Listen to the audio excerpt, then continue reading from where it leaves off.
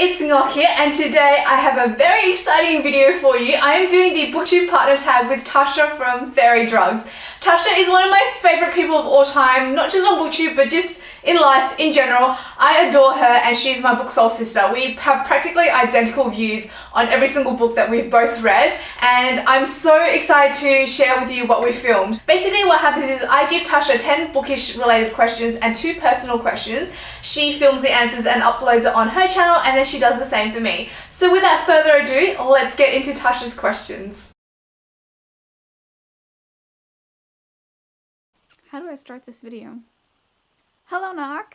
This is my video with my questions for you to answer in the BookTube partner tag, and I'm so excited, so I'm going to get started right away. Number 1. Which author will you immediately buy any book from? Like, any book.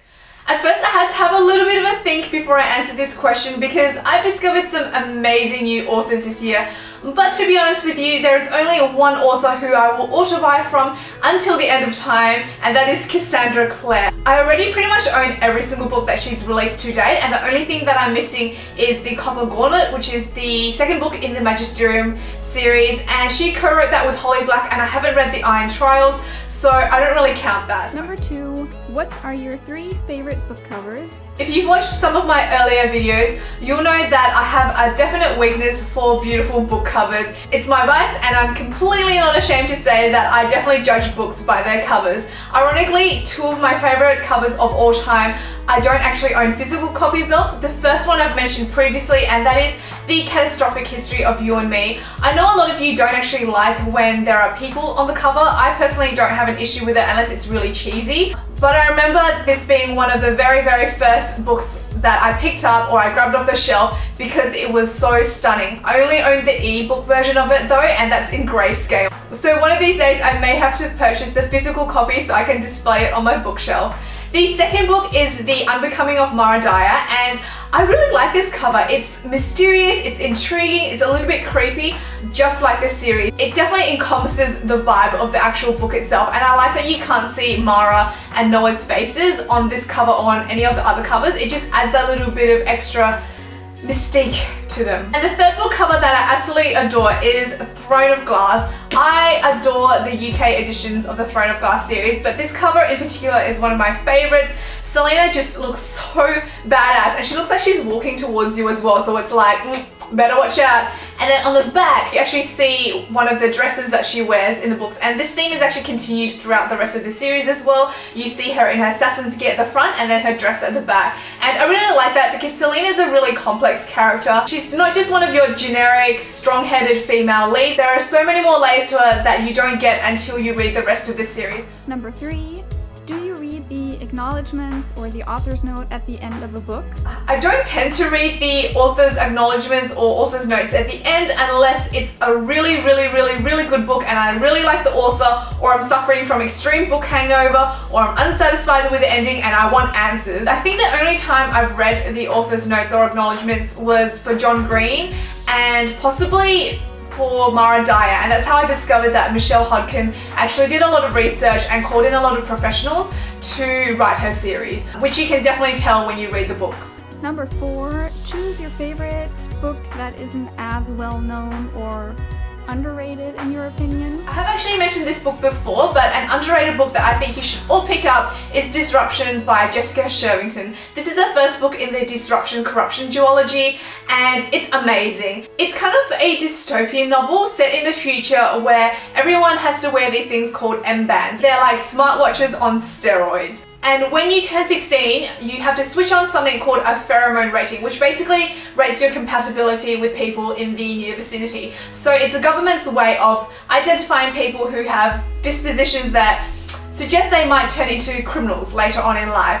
A few years ago, Maggie, who is our protagonist, her dad actually got a neg or a negative rating and was taken away by government officials. So her sole mission in life is to find her dad and rescue him. And Maggie is just such a kick-ass female lead. I cannot talk highly enough about this duology. It's fantastic, and the fact that it's based on something that seems like a really feasible idea, something that could potentially happen in the future, it makes it all the more intriguing. Number 5, is there a love triangle where you did not like who ended up together? The very first love triangle I can recall not being happy with the ending was the one in Twilight. When I was in high school, I was a major Team Jacob fangirl, major. But now looking back on the series, I have serious issues with both of Bella's relationships. So if I ever reread the series, I don't think I could care less about who Bella ends up with in the end. Number 6, do you read multiple books at once or only one book at a time? When I was in high school, I used to read multiple books at the same time, all the time. I don't do that anymore though. I find that I want to dedicate my entire attention to a book when I'm reading it, especially nowadays when there are quite a lot of books with similar premises. It becomes kind of confusing if I read more than one book at a time. So at the moment, I'm only doing one book at a time. Number 7, a very common question, paperback or hardback? For a long time, I was terrified of hardbacks.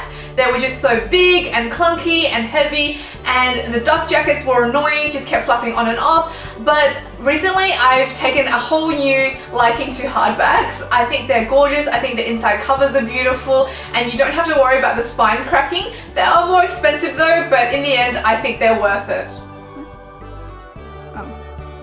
Number 8, what do you do after you finish a really, really good book?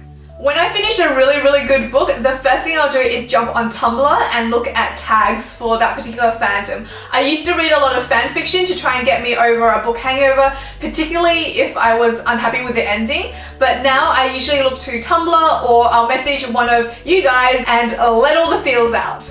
Number 9, do you read fan fiction of your favorite books? Yes, I do read fan fiction. I don't read it as much as I used to anymore, just because there are so many amazing books out there that I've still yet to experience. So I haven't read fan fiction in a long time, but I used to read a lot of Dramoni fan fiction, a lot of Zutara fan fiction, even Cardcaptor Sakura. So I was big on fan fiction back in the days. And number 10, do you listen to music while you read? I do have book playlists, but that is more songs that remind me of the book that I'm reading at the moment. I don't tend to listen to music while I read. I know a lot of my friends do it and my sister does it, but again, I just find it distracting while I'm reading a book. And it's kind of funny because when I was younger, I used to always have to have music on when I was studying, and now I have to have complete silence. So it's funny how things change over the years. Now, the 2 personal questions. Oh my god, it's really bright.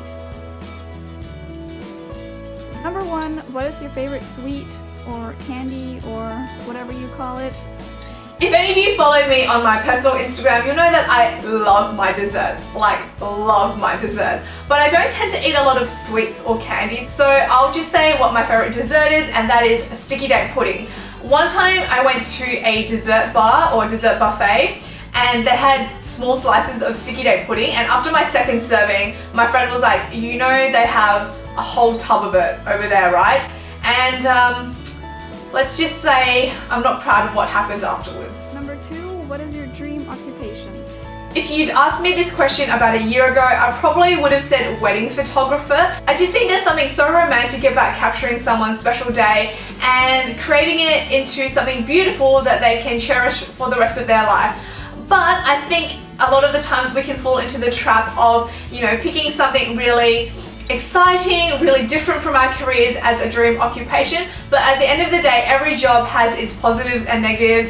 And I think the question is more, do you love your job enough to be able to overcome all the bad days? And for me, where I am right now, yes, I do love my job enough to overcome that. If you guys don't know already, I'm actually a pharmacist. And I know what you're thinking, how can this Cassandra Clare shrine building, Kale Westfall fangirl, wife of Jem Carestairs be a pharmacist? But it's true. There are days when you get nasty customers or people don't want to listen to your advice, but I get so much job satisfaction from what I do that I really don't mind in the long run. And if I ever did have to change jobs, it would still be something within the health sciences.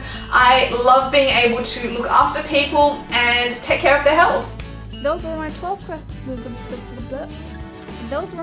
questions for you. 10 bookish, that was 5. 10 bookish questions and 2 personal questions. I hope you have fun answering them. Bye!